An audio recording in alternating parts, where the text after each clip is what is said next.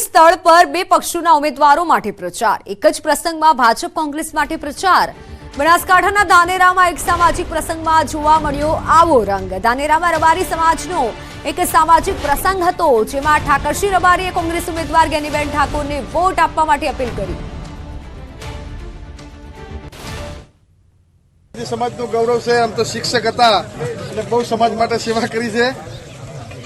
રત્નાબા વિશેષ તો ગોપી સાહેબ બેઠા એટલે નહીં કહું। તમને સૌને વિનંતી કરું છું, જ્ઞાનીબેન ચૂંટણી લડે છે, આપણું હવનું હિત છે, આપણી હાથે કોણ રહેશે કાયમ। એટલે જ્ઞાનીબેનને તમે બધા વોટ આલો, બે હાથ જોડી વિનંતી એટલા માટે કરો, કાયમી જોજો કે ઠાકોર સમાજ કે બીજા સમાજો આપણી હાથે જ આવે છે। એટલે જે હાથે રહે, આત્માનો અવાજ તમારા અંતરાત્મા પૂછજો એવું કરજો, એટલે કાયમી જવળ હજી જાય। હું જોઉં છું પ્રમાણે 10-15 વર્ષ સુધી કોંગ્રેસ આવે એમ નથી। આ જોઈને મેં આની અંદર પ્રવેશ તમારા બધાની રજા લઈને તાલુકે દરેક ગામે ગામ રજા લઈને એમાં પ્રવેશ કર્યો છે। હવે એના પછી આ પહેલા જ ચૂંટણી છે। તમારી સૌને વિનંતી છે કે મને તેઓ બોલાવે છે, ખૂબ મોટો કરે છે।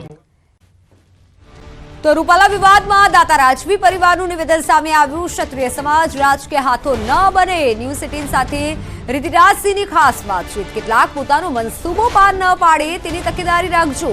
ટિકિટ આપવી કે નહીં આપવી તે મોવડી મંડળનો નિર્ણય હોય છે। દાતા સ્ટેટના રાજવી પરિવારના રિતિરાજસિંહે આ વાત કરી છે। ગુજરાતના ભાજપના ધુરંધર નેતા માની શકાય તેવા અને કેન્દ્રીય મંત્રી શ્રી પરસોત્તમ રૂપાલાએ જે નિવેદન કર્યું હતું, જે નિવેદન લઈને ક્ષત્રિય સમાજમાં ભારે રોષ વ્યાપ્યો હતો, ત્યારે આપણી સાથે આજે દાતા સ્ટેટના રાજવી પરિવારના રિધિરાજજી આપણી સાથે છે। પૂછવા માંગીશું, इसमें ये है कि जब सरदार पटेल जी ने हम सबसे मांग करी थी कि अपने रजवाड़े छोड़ दो आप और भारत के साथ जुड़ जाइए, 99% राजाओं ने सब ने इसका मान रखा, भारत के साथ जुड़ गए। अपने जो ज़मीनें थी, स्टेट थे, सब जिसके ऊपर राज करते थे, वो सब अपने हिंदुस्तान में समित कर दिया और इसलिए ही अखंड भारत का निर्माण हुआ है और ये अखंड भारत में शांति बनी रहे, यही मैं चाहूँगा। इसलिए ये रूपाला जी का जो स्टेटमेंट है या जो भी है, इसको एक पॉलिटिकल खेल ना बनाया दिया जाए। इसको शांतिपूर्वक, जो हमारे राजपूत भाइयों की मांग है और रूपाला साहब की तरफ से भी जो माफ़ी पत्र उनने दिया है शायद मेरे हिसाब से, वो दोनों एक साथ चलें और अच्छे से इसका निराकरण आए। मेरी तो यही प्रार्थना है मेरे भाइयों से कि हाँ ज़रूर जो स्टेटमेंट था वो ख़राब था, पर मेरे सभी समस्त राजपूत भाइयों बहनों से मेरी यही प्रार्थना है कि इसको एक राजकीय मुद्दा ना बनाएं और इसको शांतिपूर्वक ख़त्म हो जाए तो ही अच्छा रहेगा। अपने समस्त शांति बनी रहे, बस मेन मेरा यही प्रार्थना है। माता जी से भी मैं यही प्रार्थना करता हूँ, यहाँ पे लोकशाही बनी रहे, शांति बनी रहे बस। फिलहाल જેવી રીતે રિધિરાજસિંહજીએ જણાવ્યું છે કે જે દેશમાં હાલ તબક્કે જે પરસોત્તમ રૂપાલાને લઈને જે માહોલ સર્જાયો છે તે ક્યાંક રાજકીય હથકંડો ન બની જાય અને વિરોધીઓ જે ફાવને જાય તેને લઈને ખરેખર શાંતિ સ્થાપવાની જરૂર છે। મહેન્દ્ર અગ્રવાલ, ન્યૂઝ 18 ગુજરાતી, દાંતા। તો હવે વાત રૂપાલા વિવાદની।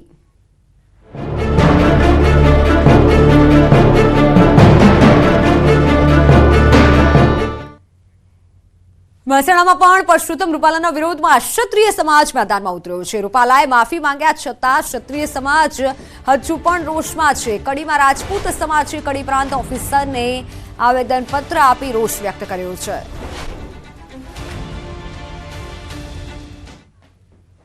આગામી કાર્યક્રમ એક જ છે, અમારો રૂપાલા સાહેબની ટિકિટ રદ થાય અથવા પછી ભાજપને એ અંગે નુકસાન થશે। અમે ભાજપના સાથે જ છીએ, ભાજપ સાથે અમને કોઈ વાંધો નથી, રૂપાલા સાહેબ સાથે જ અમને વાંધો છે।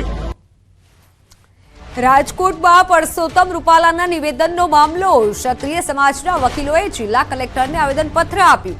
વિવાદિત નિવેદનને લઈને ક્ષત્રિય સમાજમાં ભારે રોષ છે।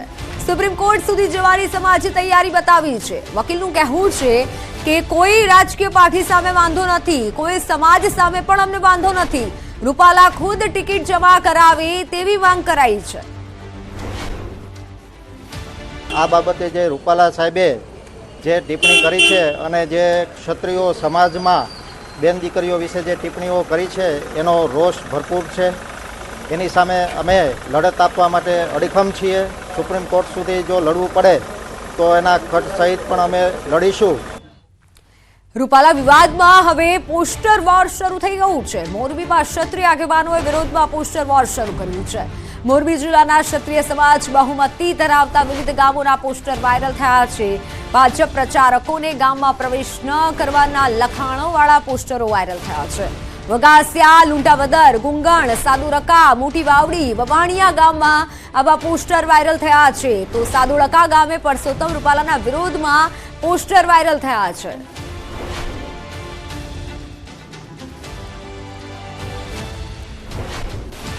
તો હવે વાત મહાસંગ્રામની.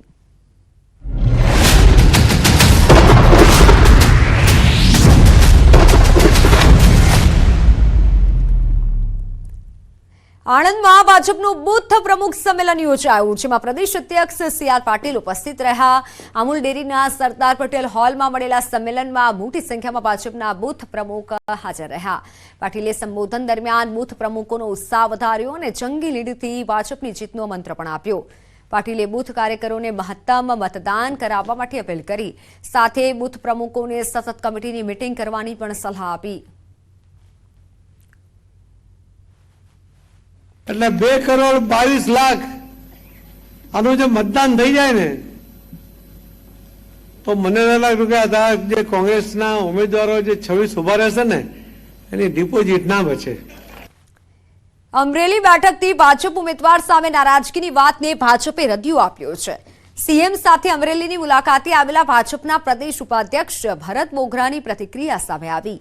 ભરત બોગરાએ નારાજગીની વાતને ફગાવી છે. સાથે અમરેલી બેઠક પર 5 લાખથી વધુ લીડથી ભાજપની જીતનો દાવો કર્યો છે. કોઈ નારાજગી નથી. સૌ કાર્યકર્તા ખભે ખભો મિલાવીને મિસ કર્યું છે કે 5 લાખથી વધારે લીડે આ સીટ ભારતીય જનતા પાર્ટીને જીતાડશે અને એમાં કોઈ શંકાને સ્થાન નથી. તો મુખ્યમંત્રી ભૂપેન્દ્ર પટેલ અમરેલીની મુલાકાતે છે, ત્યારે ચૂંટણીના અનુસંધાને ત્રિસ્તરીય બેઠક યોજી છે. મુખ્યમંત્રીએ સૌપ્રથમ જિલ્લાના ટોચના આગેવાનો અને કાર્યકરો સાથે બૃહદ બેઠક યોજી. બાદમાં જિલ્લાના પ્રભાવી મતદારો સાથે સંવાદ કાર્યક્રમ કર્યો.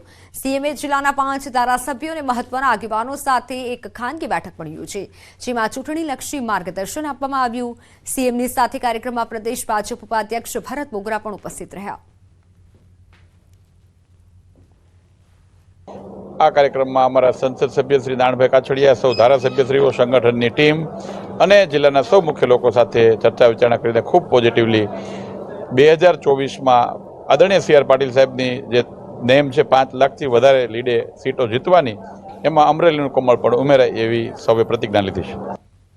તો વડોદરામાં નારાજગી અંગે ભાજપ ઉમેદવારની સ્પષ્ટતા. એમએલએ યોગેશ પટેલની નારાજગી વાત પર ખુલાસો કર્યો છે. યોગેશ પટેલે ભાજપ ઉમેદવાર હેમાંગ જોશીએ આ ખુલાસો કર્યો છે. કહ્યું છે કે આ ઉપજાવી કાઢેલી વાત છે. જો યોગેશ કાકા નારાજ હોત તો પ્રચારમાં સાથે ન જોડાત, એવું પણ તેમણે કીધું છે. તાજેતરમાં એક ઓડિયો વાયરલ થયો હતો, જેમાં પ્રચાર દરમિયાન ઉમેદવાર હેમાંગ જોશી એમએલએ યોગેશ પટેલને ખેસ પહેરાવવાનો પ્રયાસ કરતા હતા. જોકે યોગેશ પટેલે ખેસ પહેરવાનો ઇનકાર કર્યો હતો અને જ્યાંથી આ વાત સપાટી પર આવી હતી, પરંતુ હવે ખુદ હેમાંગ જોશી આ વાતને નકારી કાઢી છે. તદ્દન ઉપજાવી કાઢેલી વાત હતી, એમાં કોઈ સત્ય હતું નહીં. અને કાલે આપણે જોયું જે પ્રકારે યોગેશ કાકા આટલા ઉંમરલાયક હોવા છતાં રાત્રે 9:30-10 વાગ્યા સુધી મારી સાથે ફેરણીને લોકસંપર્કમાં હાજરી આપે છે, પ્રવાસ કરે છે. એટલે આ જે કોઈ પણ વાત છે એ તદ્દન કોઈ ચોક્કસ તત્વો દ્વારા ઉપજાવી કાઢેલી છે. એક સ્થળ પર 2 પક્ષોના ઉમેદવારો માટે પ્રચાર. એક જ પ્રસંગમાં ભાજપ કોંગ્રેસ માટે પ્રચાર. બનાસકાંઠાના ધાનેરામાં એક સામાજિક પ્રસંગમાં જોવા મળ્યો આવો રંગ. ધાનેરામાં રબારી સમાજનો એક સામાજિક પ્રસંગ હતો, જેમાં ઠાકરસિંહ રબારીએ કોંગ્રેસ ઉમેદવાર ગેનીબેન ઠાકોરને વોટ આપવા માટે અપીલ કરી. સમાજનું ગૌરવ છે. આમ તો શિક્ષક હતા અને બહુ સમાજ માટે સેવા કરી છે. રત્નાબા વિશેષ તો ગોપી સાહેબ બેઠા એટલે નહીં કહું. તમને સૌને વિનંતી કરું છું, ગેનીબેન ચૂંટણી લડે છે, આપણું હવનું હિત છે, આપણી હાથે કોણ રહે છે કાયમ. એટલે ગેનીબેનને તમે બધા વોટ આલો. 2 હાથ જોડી વિનંતી એટલા માટે કરો, કાયમી જોજો કે ઠાકોર સમાજ કે બીજા સમાજો આપણી હાથે જ આવે છે. જે હાથે રહે, આત્માનો અવાજ તમારા અંતરાત્મા પૂછજો, એવું કરજો એટલે કાયમી ઢોળ હજી કાઢું. ત્યારે હું જોઉં છું પ્રમાણે 10-15 વર્ષ સુધી કોંગ્રેસ આવે એમ નથી. આ જોઈને મેં આની અંદર પ્રવેશ તમારા બધાની રજા લઈને તાલુકે દરેક ગામે ગામ ફરી રજા લઈને એમાં પ્રવેશ કર્યો છે. હવે એના પછી આ પહેલા જ ચૂંટણી છે. તમારી સૌને વિનંતી છે કે મને તેઓ બોલાવે છે, ખૂબ મોટો કરે છે.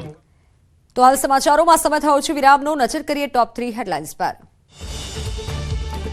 સૌરાષ્ટ્ર એસપી રૂપાલાના સમર્થનમાં સોશિયલ મીડિયામાં રૂપાલા સમર્થકોમાં પોસ્ટ, રૂપાલાની ટિકિટ રદ ન થાય તેવા પ્રયાસો. ગીર સોમનાથમાં 3 સિંહ લટાર મારતા દેખાયા. ભેરાળા સવાની રોડ પર મોડી રાત્રે સિંહની લટાર, દ્રશ્યો કેમેરામાં કેદ.